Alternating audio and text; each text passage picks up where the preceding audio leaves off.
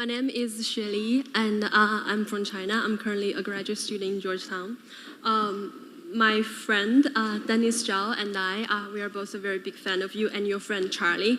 And we read his book, which is very interesting. He had this whole system of criteria on how to evaluate a company.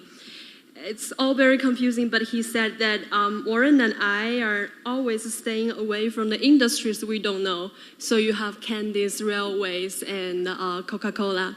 But now the world is changing, and we are living in a new era. The business models are changing. The B2C platforms, everybody is shopping online. Maybe in a few years, everyone is going to pay with their iPhones, and Bank of America no longer issues credit cards. So non-profit is a new model, and so what's a dinosaur like me going to do? Yeah, there are just so many things you don't know about. He'll take out his flip phone and show you, so he's not going to be one. This is my new one. What? I just turned in the one Alexander Graham Bell gave me. But,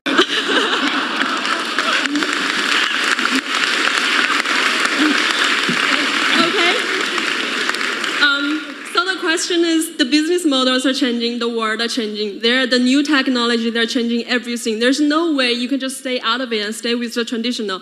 Now, for the private investors, especially in the venture capital industry, what would you think is the most important thing, the key in evaluating a company? I'm not asking about doing mediocre, I'm not asking about being average, but about excellent, remarkable. Just name one thing.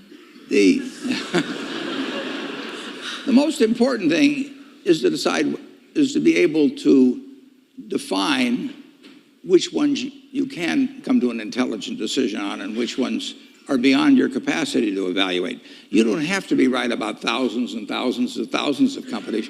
You only have to be right about a couple. I met Bill Gates on July 5th, 1991. We were out in Seattle, and Bill said, "You've got to have a computer." And I said, "Why?" And he said, "You can do your income tax on it." I said, "I don't have any income. Berkshire doesn't pay a dividend." He said, "Well, you can keep track of your portfolio." And I said, "I only have one stock." I said, and he says, "It's going to change everything." And I said, "Well, will it change whether people chew gum?" And he said, "Well, probably not." And I said, "Well, will it change what kind of gum they chew?" And I said, "Well, then I'll stick to chewing gum and you stick to computers, you know." I don't have to understand all kinds of business. There's all kinds of business I don't understand. But there's thousands of opportunities there. I did understand the Bank of America, you know, and I'll be able, I'm able to do that. I'm able to understand some given percentage. But Ted Williams wrote a book called The Science of Hitting. And in The Science of Hitting, he's got a diagram, shows him at the plate. And he's got the strike zone divided into 77 squares, each the size of a baseball. And he says, if I only swing at pitches in my sweet zone, which he shows there, and he has what his batting average would be, which is 400. If he had to swing at low outside pitches, but still in the strike zone, his average would be 230. He said the most important thing in hitting is waiting for the right pitch. Now, he was at a disadvantage because if the count was 0-2 or 1-2 or so on, even if that ball was down where he was only going to bat 230, he had to swing at it. In investing, there's no called strikes. People can throw Microsoft at me and, you know, you name it, any stock, General Motors, and I don't have to swing. And nobody's going to call me out on called strikes. I only get a strike called if I swing at a pitch and miss. So I can wait there and look at thousands of companies day after day, and only when I see something I understand and when I like the price at which it's selling, then if I swing, if I hit it, fine. If I miss it, it's a strike.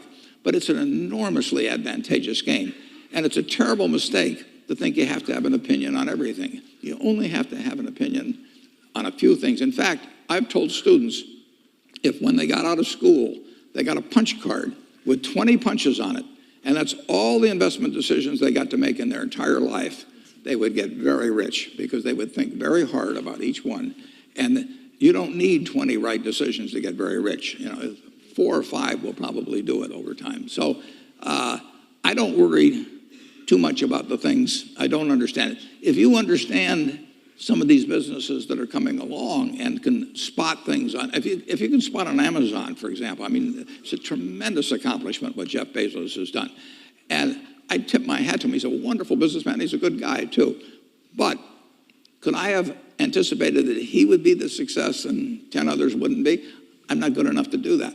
But fortunately, I don't have to. I don't have to form an opinion on Amazon. And I did form an opinion on the Bank of America, and I've formed an opinion on Coca-Cola. I mean, Coca-Cola's been around since 1886. There's 1.8 billion 8-ounce servings of Coca-Cola products sold every day. Now, if you take 1 penny and get 1 penny extra, that's $18 million a day. And 18 million times 365 is 7 billion, 3 less 730 billion, or $6,570,000,000. So annually, $6,570,000,000 from 1 penny. Do you think Coca-Cola is worth a penny more than, Joe's Cola? I think so. So, and I've got about 127 years of history that would indicate it. So those are the kind of decisions I like to make. And you may have an entirely different field of expertise than I would have, and probably much more up to date in terms of the kind of businesses that we're seeing evolve. And you can get very rich if you just understand a few of them and understand their future. But fortunately, I don't have to. I mean, if we go into Heinz, and I look at people pouring ketchup on, hamburgers and potatoes, I don't think it's going to change. And the nice thing about it, some products travel. Some products don't travel. Candy bars don't travel well. I mean, if you look at the Cadbury bars in England, they don't sell well here. And if you look at the Hershey bars here, they don't sell as well someplace else. Soft drinks travel, and ketchup travels. I like products that travel.